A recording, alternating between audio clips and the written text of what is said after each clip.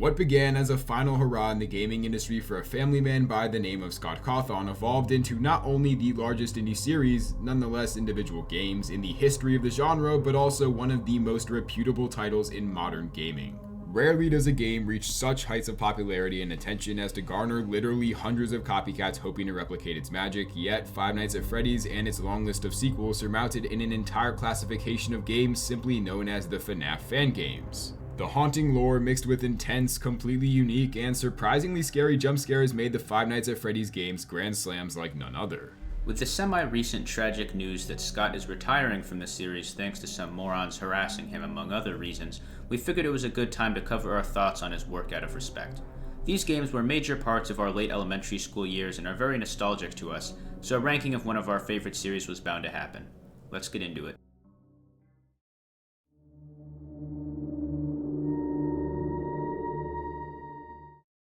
FNaF 4 is definitely not the worst through an objective lens, and is by no means a bad game in my opinion.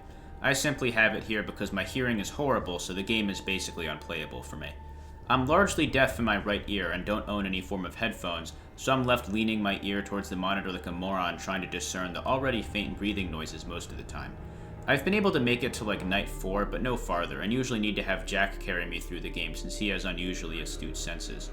The idea of having to make the player tune into the sound more is great though, since sound is a huge part of horror, and making the player listen to all those spooky ambient noises immerses them way deeper than they would be otherwise, and makes for a pretty unique mechanic that most people, I'm sure, can enjoy just fine. The story that came out of this one was, like all the entries, pretty crazy, and I fondly remember that golden age of game theory videos where MatPat would go insane trying to discern plot details using whatever vague intel Scott tossed to the community in each installment. It was a big day when we finally got to see what was maybe the bite of 87, although I forget if this was the real deal or just a red herring or what. While FNaF 4 is not for me, I still respect it a good deal, and it's only really back here because I don't enjoy playing it that much compared to the others, which I'm quite good at despite my ineptitude at this entry.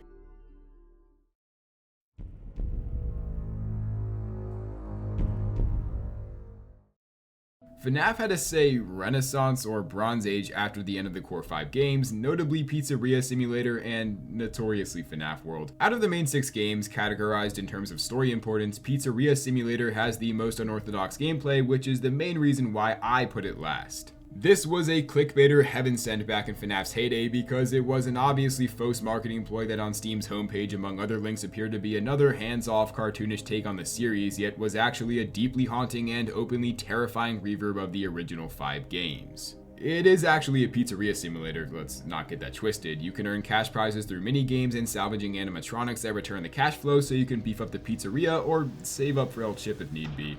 And the lore significance of this game rivals the likes of the 4th and 5th installments of the series thanks to it finally shedding light into what really happened to William Afton, how he became the purple guy, and the story of Michael Afton as well. The gameplay is also quite fun, albeit confusing and repetitive, although one could also argue the game isn't about the salvaging and surviving, rather the lore and discovery. It also holds the title of the only game left that qualifies as subjectively scary, be it a lack of exposure, I've only legitimately played through the game once, or just the fact that the animatronics and their concurrent jump scares are also visually and auditorily the scariest to me. FNaF 1 Chica being the exception. Pizzeria Simulator is by no means a bad game, rather a mixed attempt at a change up to the formula.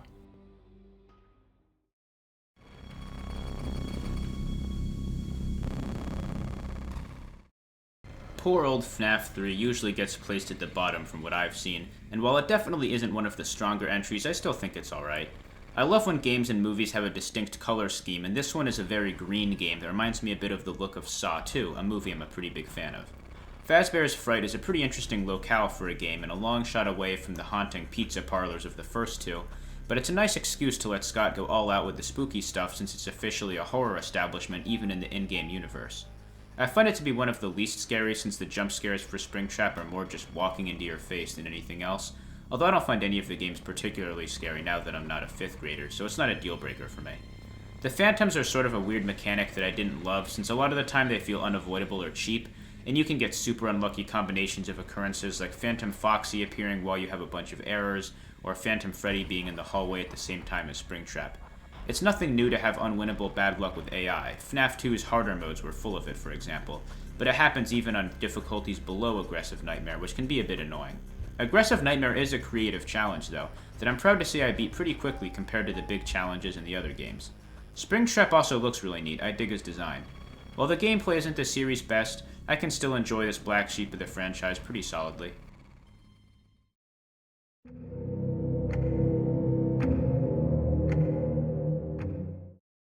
In a way, I don't know if we could have gotten a better send-off to the series than we did with Ultimate Custom Night. Obviously, at the time, the movie and I'm assuming Security Breach were in early concept stages, and above all else, nobody foresaw Scott's run-in with cancel culture, but it feels so fitting to have a game featuring every single character and persona ever put in a Five Nights at Freddy's title be the end-all to the series that meant so much to its creator and us, the fans. UCN was a necessary installation to the franchise personally, as I felt during the years between it and Pizzeria Simulator with the FNaF book trilogy et al, the lore was getting fairly hectic and the story of the series felt less and less important as time passed. Sort of like the Star Wars Legends Dark Age where characters like Luke were made. Luke with two U's, a dark side clone. Yeah, well, anyways, Ultimate Custom Night sort of just popped in out of nowhere like that Disney Investors Day a year ago and dropped a hypothetical lore nuke, out of which spawned my personal favorite theory in any of the games, that being that the protagonist, Freddy, represents the crying child, and Foxy, the antagonist, represents Michael Afton on a base level, and the Toy Chica's high school years are a hinted visual representation of the purple guy's murdering spree. I could spend all day talking about the lore, it's my favorite facet of these games, but I'll limit it to that for now. Ultimate Custom Night was by no means the best lore game, or game, but UCN's job wasn't to be the hallmark of the series, rather the hallmark of Scott's creations. So, for that, by all means, he succeeded.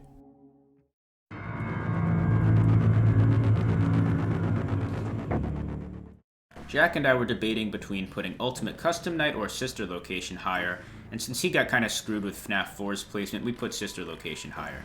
Sister Location is one of the more story-based entries in the series and lives or dies on its lore appeal. It ditches the traditional office defense formula for a roaming unique adventure each night, where you have segments of needing to avoid the various robotic denizens of the underground storage facility. I think it works great for a first playthrough, but becomes way less replayable if you know what happens and what to do, so it suffers a bit after your first run through the game. Specifically Night 4, which I would call hard to the point of gratuity, single-handedly discourages me from replaying the game to completion. This is after the nerf too. On release it was absolutely insane, and I'd probably have a better chance of re-beating 420 mode than beating that monster of a night. That aside, it's got a lot of pluses, such as the best comedy of the series thanks to the amusing Handy unit, and that comically cheesy vampire show you can watch between shifts in your downtime. As for the gameplay, I think the strongest moments are those dark rooms where Ballora and Funtime Foxy reside. The Ballora gallery especially is pretty stressful and is another great use of audio to make the player panic. That one jump scare where the Handy unit tells you to hurry up always makes me piss myself, even if I know it's coming. One interesting thing about Sister Location is it's the first game to be fully voiced rather than just having Scott himself do all the work, which is worth noting. It's not as fun as some of the other games, but dropped some intriguing nukes onto the timeline like Michael having an endoskeleton inside of him thanks to the scooping room fiasco, which definitely plays a large part in his favorable reception.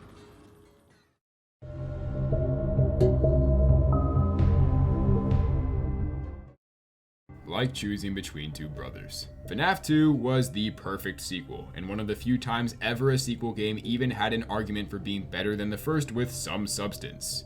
It changed up the main gameplay but stayed true to the original all the while. It felt like playing through an evolution, through the inclusion of the Freddy mask, music box, and flashlight mechanic, all while filling the holes the original had, mainly the heavy dependence on luck in the later nights through the flashlight. Not totally, it's bound to happen Balloon Boy or Toy Bonnie will pop up in the shaft while Withered Foxy is prepping up down the hall and you'll die, but the removal of a Pirate's Cove sort of mechanic and replacement with the your mistake, your fault type gameplay made the feel of the game more fervent. Alex previously name-dropped Matt Pat for his influential FNAF 4 videos, but in tandem with Markiplier, Five Nights at Freddy's 2 forged a new dimension of YouTube content through rare screen and Easter egg compilations, lore theories, and arguably not as fake Let's Plays, and most intriguing, lore. At face value, you go from the first joint, a rundown old shack, to this brand new, grand opening, gigantic palisade of pizza with the same animatronics from the old game, all worn down and out of service. So, it's a sequel. But it's not.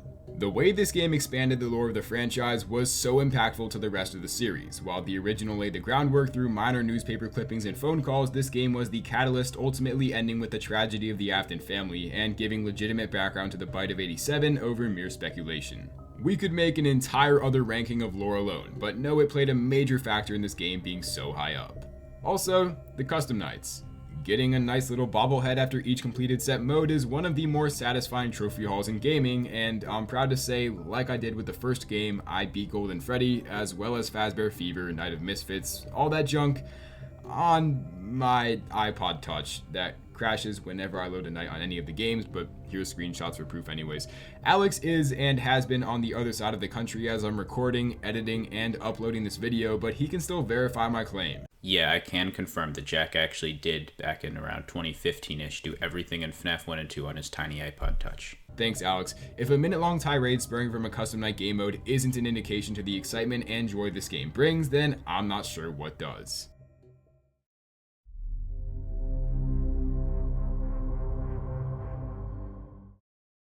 Like many franchises, the one that started it all and captured lightning in a bottle tends to hold up the best. While you might have noticed I'm actually more of a FNaF 2 guy, it's pretty close and Jack made some good points in the favor of the original. For one, it has by far the best atmosphere, which we agreed on.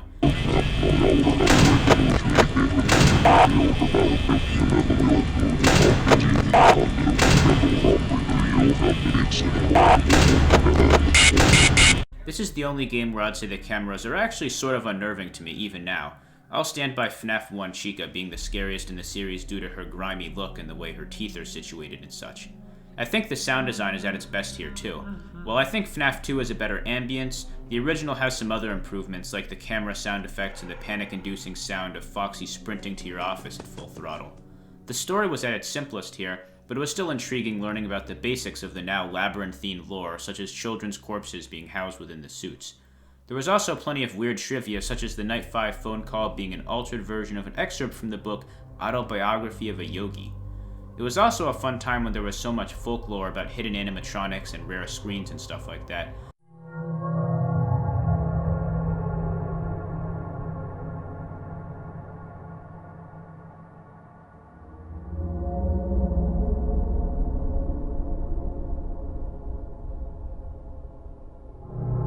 I remember unsuccessfully trying to spawn in Sparky the dog, among other things, back in the day.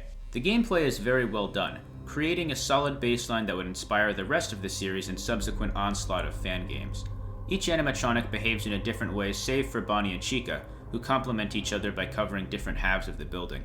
This formula works great, and despite only having 4 animatronics hunting you down, they can seemingly cover just as much if not more ground than the whopping 11 in FNaF 2.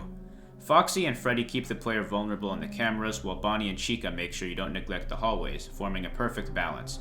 The fear of having wide open doors staring into halls you know are full of prowling creatures, but being unable to keep them shut taps into a previously very underutilized type of fear, a sort of constant anxiety and looming discomfort. Conversely, it was very satisfying conquering your fear and even the famed 420 difficulty if you were good enough. I've only ever beaten it on the PC version, which I think is significantly less difficult, but Jack has actually done it multiple times on the phone version, which we both freaked out over when he pulled it off. With all this thought put into it, the original Five Nights at Freddy's certainly deserves to be remembered as a classic and a titan of indie game development.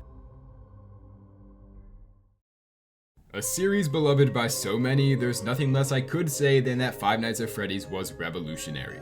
This was our first time doing a game ranking on this channel, and while series with this many games are hard to come by, don't be shocked to see another 1 or 2 of these videos down the road. As always, we hope you enjoyed, and if you did, leave a like and subscribe. We're gaining exponentially and nearing closer to the grand milestone of 1,000 subscribers. It'd mean the world for us to hit that number, so please, either way, we hope you all enjoyed, and with that said, deuces.